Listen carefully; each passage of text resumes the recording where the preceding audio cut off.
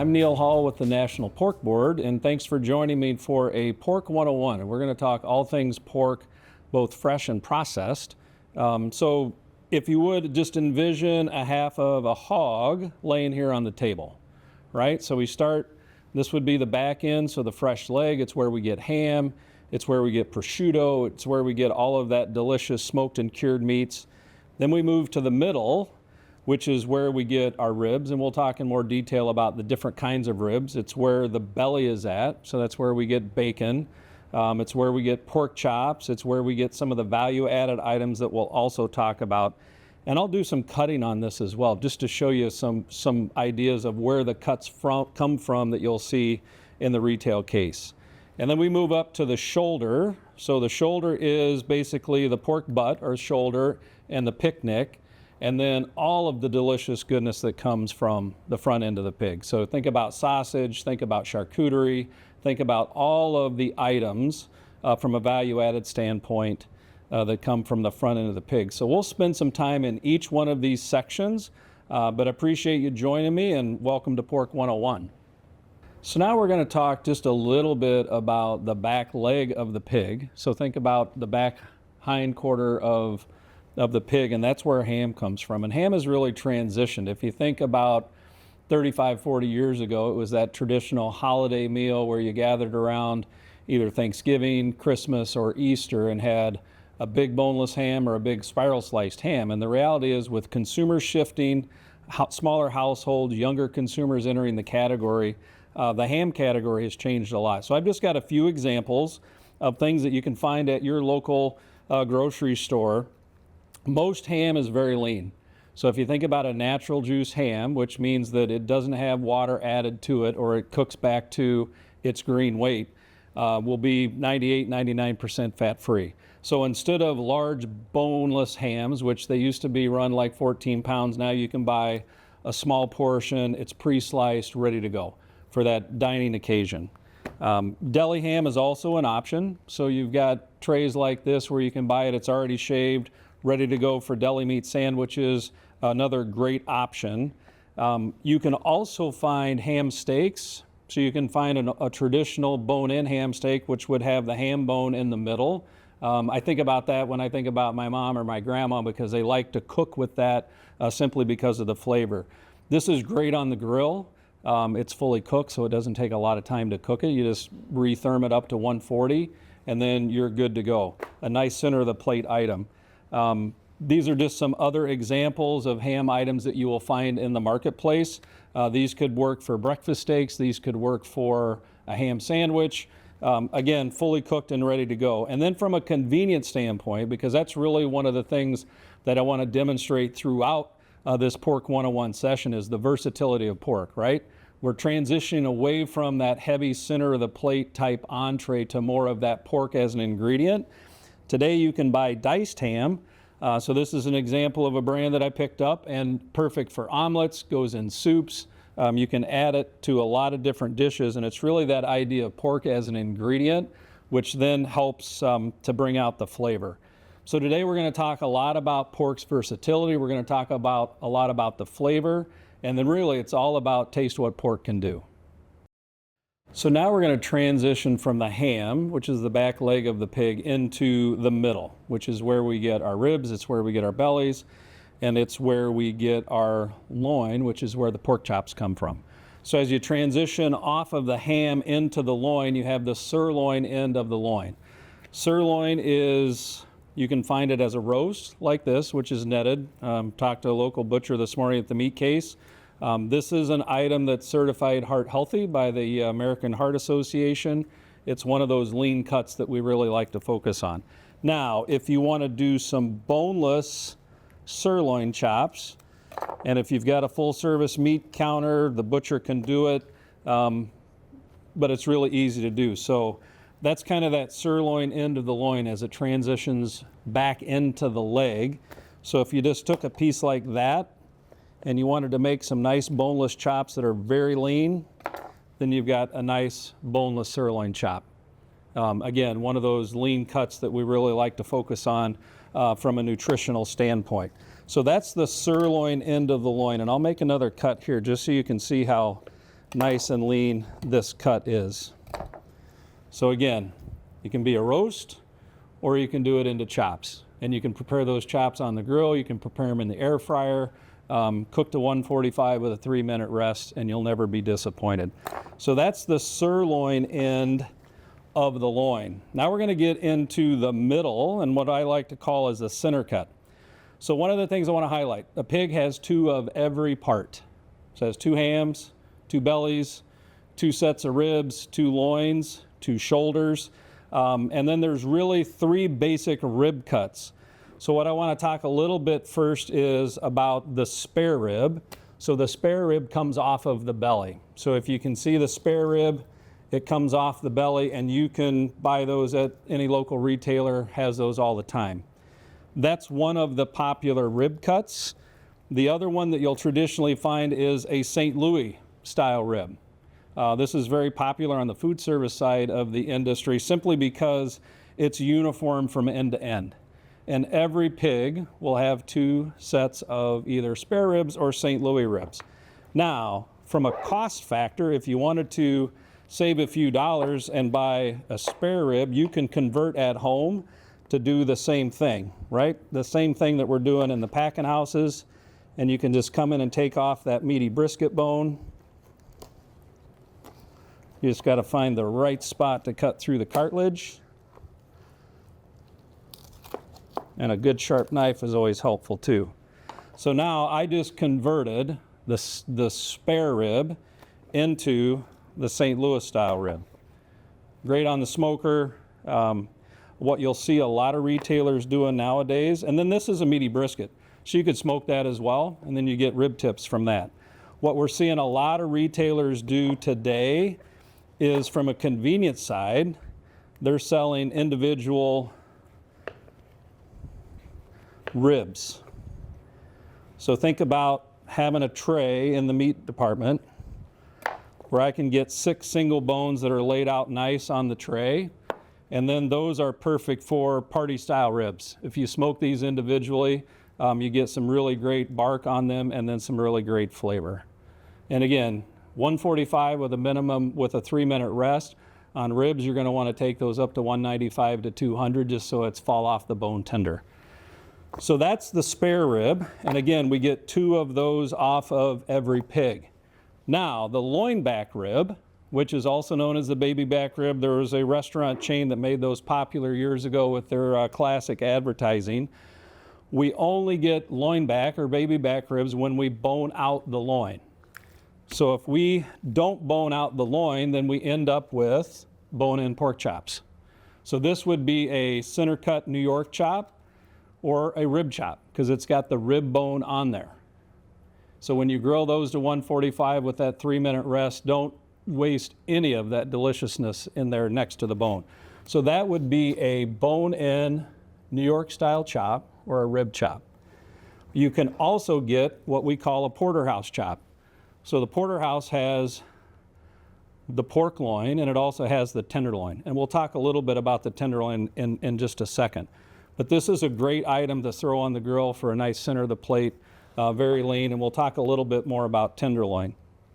And then you get into our boneless chops. So these would be boneless center cut chops cut right from the center of the loin. I'm going to show you where those come from, and then we'll talk a little bit about the tenderloin and some of the marinated fully or value added items, which are pre-marinated, ready to go for that consumer that wants to still feel like they're cooking, but it's taken a step or 2 out of it, and it's really all about convenience. I can take these home, throw them on the grill. So loin back ribs, we transition from that sirloin end into the center cut, and then you get into the rib end of the loin. And you can see right here, this is where this piece came off of, right? So in the plant, they would have boned that out, and you get a nice slab of baby back ribs. The one thing that you'll always notice on these is they tend to taper, right? They taper from being wider in one end, and then they taper down to where those bones are shorter on the other end. A really nice meaty piece of pork to put on the smoker. And again, you could do single bones, you could do a lot of different things with that item, but that's the ribs. So let's talk a little bit about the loin. So this is a full boneless center cut loin, right? And you can buy this in multiple different ways at a retail location. Sometimes you'll see it where it's a half boneless loin, right? And it's cryovac. You'll also see where it'll be a quarter roast, right? So those are items that you can buy that are a little more friendly to that smaller household, or you can buy the whole one. If you come in on one like this, and I just take some nice cuts off of it, then I've got boneless center cut chops. So exactly like the chops that are on the tray, but ones that you could make at home or talk to your customers about. It's a way to save a little bit of money. Let's talk a little bit about the marinated items, because there are basically two things. There's a marinated tenderloin and there's a marinated loin fillet. They look very similar in the case. The one thing is, we'll talk a little bit about the tenderloin. The marinated loin fillet is basically what they're doing in the packing house is they're taking a boneless center cut loin and they're cutting it this way. And then they're marinating that, and that's your boneless loin fillet. Lots of different seasoning varieties, a lot of different companies that are making those, but it's really that convenience item for the consumer at home. But that's where a boneless loin fillet comes from. Now the tenderloin is the leanest muscle on the pig, right? And the one thing that you'll always have to remember is there's this, what we call a membrane or a silver skin on that tenderloin. It's really easy just to peel that off, because you want to peel that off before you cook it. But this item is very lean. It's one of those lean cuts we like to focus on, and it's very versatile. So you can buy it pre-seasoned, pre-marinated, ready to go on the grill, or you can buy, typically there's a 2-pack. You might find them in your stores as a 1-pack, but there's a lot of different things that you can do with a pork tenderloin. You can make beautiful medallions, and talk about lean, doing stir fry. I mean, you can do a lot of things with the tenderloin. You can do a partial cut through, and then you can butterfly it out. If you really wanted to get creative, then you just take a strip of bacon, wrap around it like that, poke a toothpick in it, and you've got a bacon wrapped pork tenderloin. So again, a very lean cut, very versatile item. You can find it at most retailers, and if you got a butcher and you want them to cut medallions, they can cut medallions as well. But a very lean piece of pork, it's very valuable on the pig. So we're going to transition into the rib end of the loin, right? So this is my favorite part, because you get into the rib end, and I'll make a cut here and show you as this starts to transition where you get this dual muscle. So you've got the spinalis as it moves up into the shoulder of the animal. These ribeye chops is what you would find those at your stores. And again, you could cut those out of a boneless loin, one of my favorite cuts, and then you just season, throw it on the grill, cook it to 145 with a 3-minute rest, and you will never be disappointed. It's such a tender piece of meat. Now, one thing that we didn't talk about, and I'm going to talk a little bit about value added, is what you're seeing a lot of retailers and a lot of our packer processors are doing is they're creating value added items. And again, that's items that if you want a diced sirloin for stews, for soups, for chilies, you can find these now at retailers where it's already cut up and ready to go. So there's no work at home. It's just opening the package and throwing it into your recipe. I also found some teriyaki skewers made out of pork loin. I mean, these could made out of different cuts, but this is out of looks like that rib end of the loin. But again, a value-added item, very popular in the air fryer. And one interesting stat is the fastest growing appliance in the United States today is air fryer. There's more air fryers in U.S. households than there are coffee pots. So you're starting to see a lot of items that are coming out that will work well in the air fryer. From a value-added loin standpoint, you can now find stuffed chops. There's a few retailers that focus on that specifically around certain holidays. But again, a traditional item but if you don't want to stuff it at home, you can buy it already pre-done. Now, if you had a customer that wanted to stuff it at home, it's really easy to do. So you take a thick boneless center cut chop, which is like that, and then you would just cut a pocket in that, and then you've got the spot to put your seasonings. So again, if you're creative and you got a client that wants to be creative, they can make stuffed chops themselves, or they can buy them pre-prepared. Let's talk a little bit about belly, because belly is really an item that continues to be popular. Everybody loves bacon, so I'm just going to give you just a little idea here on the belly. So nice center cut. Somebody complains about the bacon's fat. I mean, you want a nice ratio of fat to lean in the belly. Typically it's 60-40. Every pig's different. Every belly is different, just like on a human being. Bacon is the most popular item, but you're seeing this. There's a big craze with pork belly burn ends. So if you've got a client that really wants to indulge on flavor, all you have to do is take a pork belly and then cut it into cubes. And then you season that up, throw it on the smoker. It's like meat candy. So that's another option for the pork belly. We talked a little bit about ribs, right? And there being 3 kinds of ribs: St. Louis, spare ribs, and loin back. There are also country style ribs. So a country style rib, this is a bone-in country style rib that's made from the rib end of the loin. So they're basically taking a bone-in loin, cutting chops, and then cutting those chops in half. And again, a great item to put on the smoker. You've got some rib meat on there, but a really, really convenient item. And then what you're also seeing a lot of retailers doing now is value adding. So pre-seasoned, ready to go, ready to throw in the air fryer, ready to throw on the smoker. These are boneless, and again, from that rib end of the loin. So lots of convenient items that really drive flavor. I talked a little bit about bacon. This is just a couple examples. This is what we call a stack pack. So it's just a slab style. And this is what we call a J-board. So that's where the packer would have it laid out. That's a lot and a little bit on the center of the pig, but it's where there's tons of flavor when you think about ribs, when you think about bellies, when you think about bacon. But it's a great vehicle for flavor.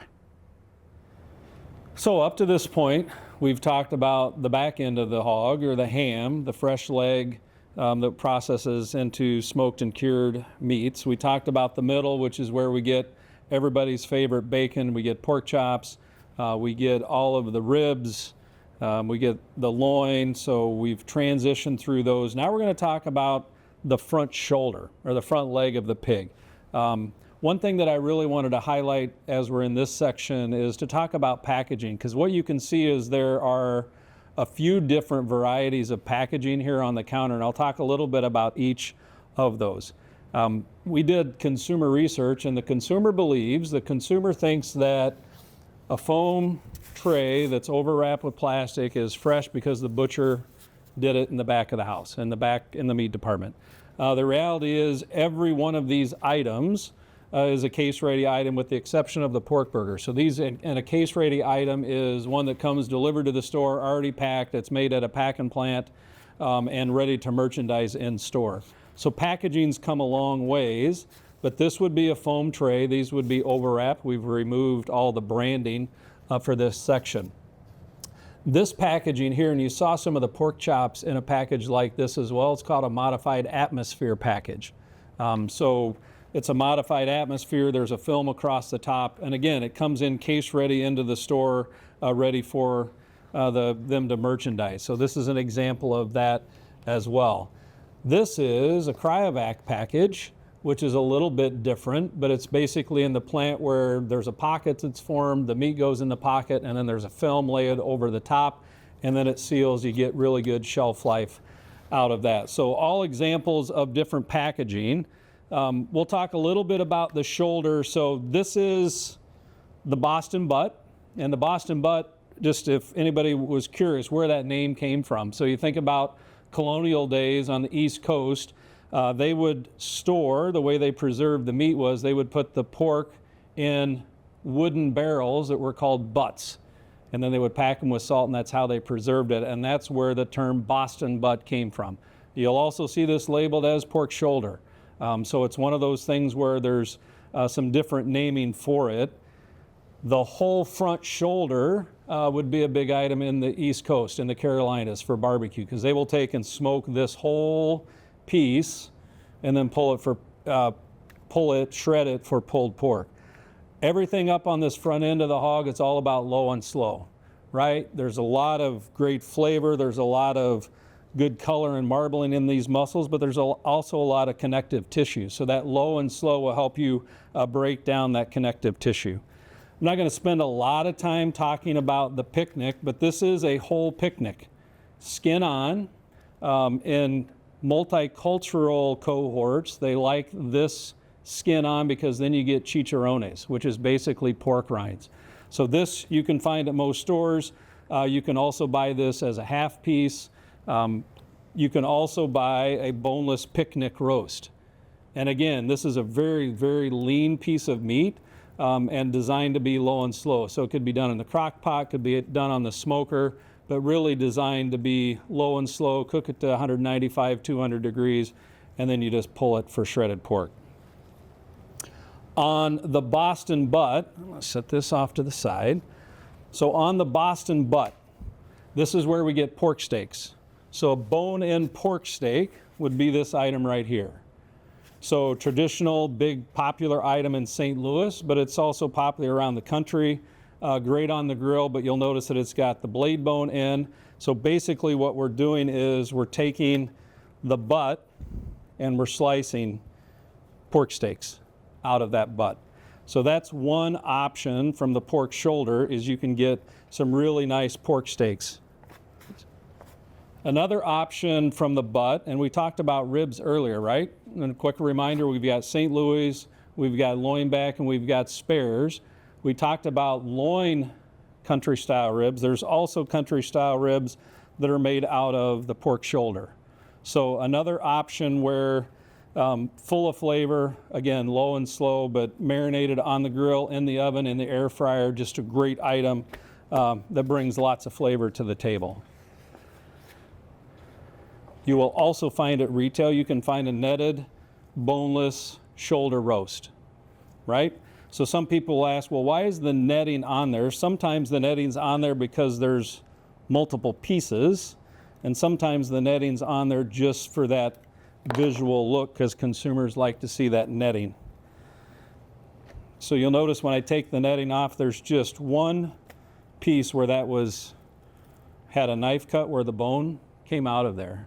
So really you could take that netting off, again, low and slow, put it on the smoker. One thing that if you wanted to do with this piece is you could make some beautiful boneless pork steaks. So again, an item that maybe isn't widely known, but in the barbecue circuit, this would be called the money muscle or the Copa muscle. You're starting to see some retailers differentiate. This is a Copa style steak. Again, not cut in store. This was cut in one of the packing plants, came into the stores as case ready, but an incredible value, right? Full of flavor, but an incredible value when compared to some of the other cuts in the meat case. Now what I want to show you is a quick trick on the whole shoulder. So again, this is the Boston butt. So if you think about this on the animal, and we talked about the boneless loin earlier, that boneless loin would have come right in through here. And we talked about that rib end of the loin where you've got the dual muscle, which is really tender, a lot of good pH in there. It makes a great eating experience. That transitions into this end. So one thing that you can do was when you buy a whole pork shoulder, you can come in and make a cut just like that. I'm going to show you what that magic that turns in. This is the money muscle. So if you're a barbecue competition guy, you're smoking this whole shoulder, but when you take your barbecue, put it in your box and take to the judges, you're shredding from the money muscle, because that's what wins barbecue competitions. So you take that piece off, This can be done on the smoker for pulled pork. You could dice it for green chili pork stew. You could slice it thin for al pastor. Very authentic items come out of the pork shoulder. And I wanted to show just a couple items. These are two examples of al pastor that I found at local retailers. So we're getting into some of those value added, again, those items that consumers really want to crave that taste and flavor. They don't have time to do the marinating. This comes in fully done. All you've got to do is put it in a skillet and cook it up, add some pineapple, some lime and cilantro, and you've got an authentic Hispanic flavored dish. So lots that you can do with the pork shoulder. Now there is a bone in this, so when you smoke, you know that that's done when that bone just falls right out, right? So we can talk at another time about some of the smoking techniques, but that's one of the things. So now this muscle that came off of the money muscle, right? And it came off that loin.